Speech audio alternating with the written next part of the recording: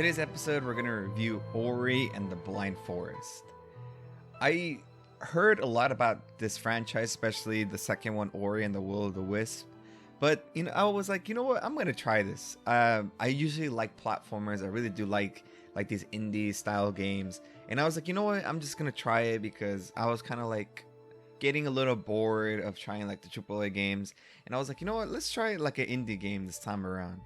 And I've got to say, I am pleasantly surprised of how well Ori and the Blind Forest is.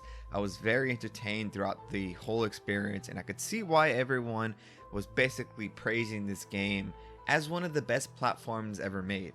And I've got to say, I think I agree with that. This game is a platformer, and in terms of platforming, I think this game is second to none.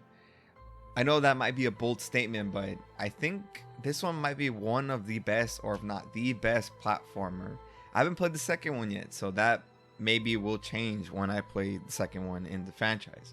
So in Ori and the Blind Forest, we play as a little sprite named Ori, and turns out you live in like this forest, and a entity, like it's a giant owl, destroys the spirit tree that basically gave life to the entire forest.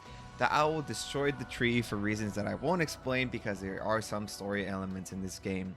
And now it's up to Ori to cleanse every single part of the forest in order to bring life back into it. And let's talk about the platforming itself. As I mentioned before, like people said that this platforming was one of the best, or not the best, around. And I've got to say, the platforming in this game is absolutely fantastic. I was super surprised on how responsive it actually is. I really do think that this might be one of the best platformers ever made. I really do like the responsiveness. I really do like how smooth the gameplay is. Because I know for some platformers it might be a little clunky, it might not be as polished. But in Ori and the Blind Forest, the platforming is super polished. I like how in midair you can switch directions if need be, and I really do think that this is like a major example on how to create a platformer. I really did enjoy how smooth it is. I was surprised that this is even a freaking indie game on how polished the gameplay was. In terms of gameplay, there's a lot of stuff that you can do besides just running around and jumping in your standard platform. So there's a bunch of different abilities throughout this game that you end up unlocking. And after you unlock each ability, it makes the game way more easier throughout your experience. First, you start off with your right standard jump and your standard like attack. That's basically like an energy lightning thing that attacks enemies as you're running around and jumping around. And then eventually you get stuff like the wall climb, you get stuff like the one where you get to reflect projectiles and it gives you a boost in height in terms of your jump. There's the other one where it's the charge jump. And there's the dash, which unfortunately I couldn't unlock because I couldn't figure out how to unlock the dash.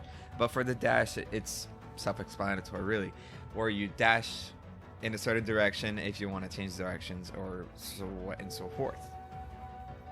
And the combat in this game was relatively simple because it's a platformer, so when I saw that you can actually kill enemies, there's actually some combat, I was like, it's not the greatest, but it was a lot of fun actually, because when you get like the abilities, like when you can redirect projectiles, you can actually use that to your advantage, and you can actually shoot the projectile back into the enemy, and it does way more damage than your standard lightning attack.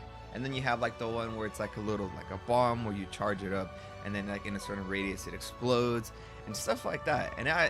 And the more I played it, the more I was like, the combat was actually a lot of fun. I really did enjoy using my head in terms of how do I deal with certain situations. Because in this game, you really do have to think about a lot of the stuff. Because a lot of the time, the game doesn't really tell you how to deal with certain parts of the levels. You just kind of have to use your head and think, okay, I can do this, or I can try this approach, or I can do this approach. And ultimately, it's kind of like you make your own experience in terms of how you play. But there's a certain thing that I kind of didn't like, was that in this game you die a lot, like a lot. I've died like maybe 300 times because this game really doesn't tell you, or it doesn't tell you where to go and how to deal with situations. And a lot of the time you can't really see ahead of what's in front of you. So it's kind of a lot of trial and error. And I really kind of don't like that aspect where it's a lot of trial and error, because I kind of want it to be that if you can do it in one go, you can. But in this game, you're constantly paying attention, you're constantly on your toes, and a lot of the times the game does really catch you off guard. So ultimately, it's not really a bad thing. But at the same time, I'm like, maybe they could have done it so that you can see ahead a little bit more. But I feel like that could have ruined the experience overall. So I think it was a good way for them to really keep the game entertaining, because I was entertained when all of a sudden I'm like, oh, I took damage all of a sudden, or maybe I took the long ledge, or maybe I made the wrong decision. And you're constantly thinking, you're constantly making decisions, and I really did enjoy that overall, even though I think that the whole trial and error system is a little dull, and I kind of got over it as I'm playing more and more, because I really did get frustrated in this game. I really did get frustrated when constantly I'm like, okay, I didn't see that. Like, there was no way of me knowing that there was going to be like a freaking spike all of a sudden, because I can't see past that. But overall, you kind of get over it as you're playing. You kind of expect the unexpected in this game, but it kind of kept things fresh, and I really did appreciate this kind of stuff. Other than like the whole trial and error thing that kind of bothered me throughout the whole experience, the level design in this game was actually very, very well done. I really did like how every single section of the game felt different in its own way. Every level felt unique. I really did like the visuals. Every single level didn't feel the same like in other games where like every level kind of felt the same. In this one, every single level felt unique in its own way.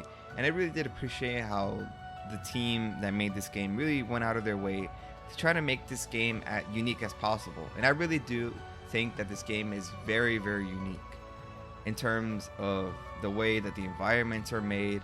I really do like how the environment is basically at your disposal. You can use enemies in order to pass levels. Maybe you can use an enemy projectile to break through a wall, or you can use an enemy themselves to break them through like a wall or something. And I really thought that this was like a super, super smart way to make the game way more enjoyable, because basically the environment is at your disposal. Like, as I said before, you can basically do whatever you want with the environment in order for you to be successful. Like, even enemies are there for you to use in order to pass levels. And that's what I did a lot, because a lot of the time you don't have to kill enemies. You can actually use the enemies at your advantage, really. You can use their projectiles to break through walls. You can use them to kill other enemies, or you can basically use the environment to kill the enemy for you.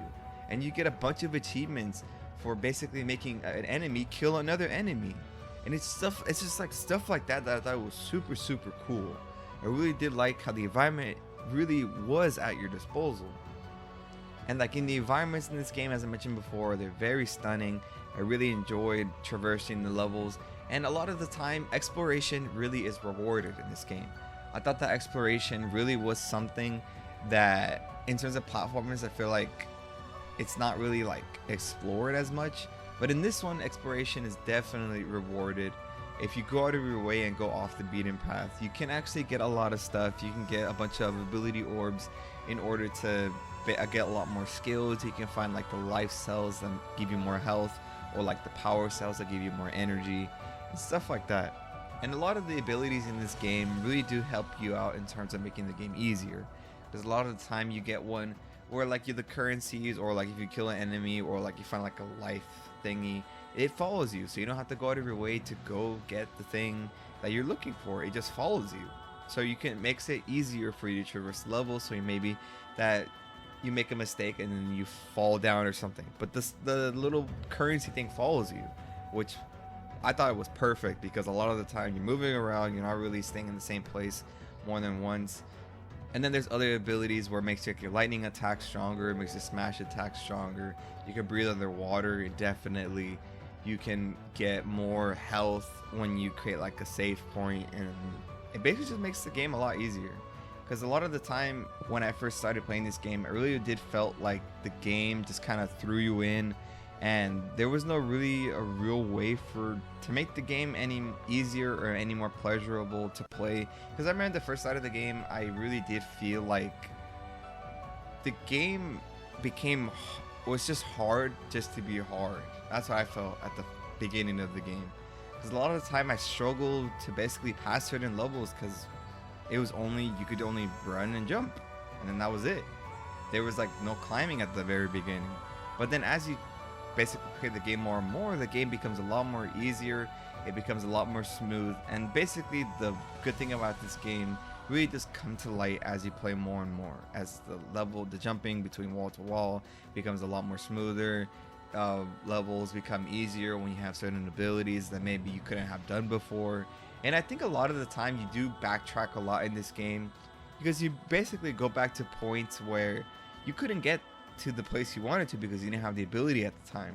And you can go out of your way to basically traverse the entire map if you really wanted to and try to get every single little thing, because basically you have all the necessary abilities in order for you to get to the ledges that you couldn't get to before. So now you can go do those things. Because like the whole map is connected. That's the thing. The whole map is connected. It's not like certain parts are locked off. You can actually go through the entire map in one go, really.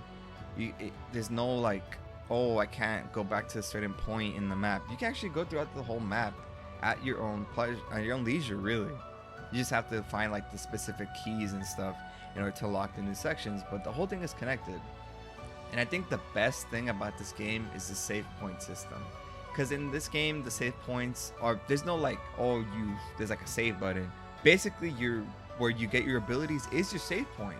You can create it wherever you want as long as you have the power or the energy in the game. You can create it almost anywhere. You can't, the only thing is that you can't create it near like enemies. You can't create it in near surfaces where you could fall off easily, stuff like that. But I really did like the save system because you are dying a lot, and it would be nice for you to save at a specific part where you're having trouble, and you can just be like, okay, I'm gonna save here, and then I'm gonna try this, I'm gonna try that. So you're not basically going all the way back to like another save point.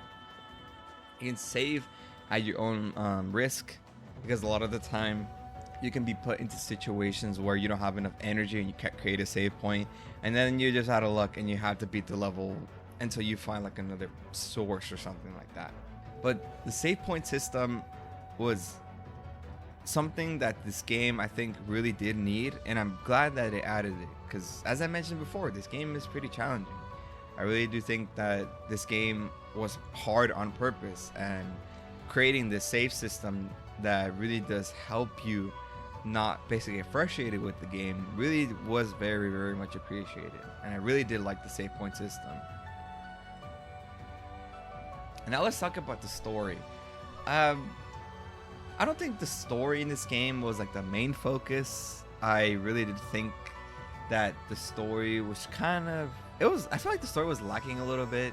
At first I was kind of confused on what was going on, and then slowly as the game progressed, it kind of made sense as you're going on. But I feel like the game really wasn't intended for there to be a story. That's what I felt. I felt like this game didn't really need the story, because a lot of the time I really didn't know what was going on. All I knew was I had to go cleanse 4 different parts of the forest in order to bring life back, and that's all I really knew. But then towards the end of the story, you kind of understand why the owl did it. You kind of things start to make more sense of why everything's happening. But the first half of the story kind of didn't make any sense to me. But other than that, like towards the end of the story, I really did enjoy it. I really did feel like maybe they could have gotten a little bit more in terms of storytelling.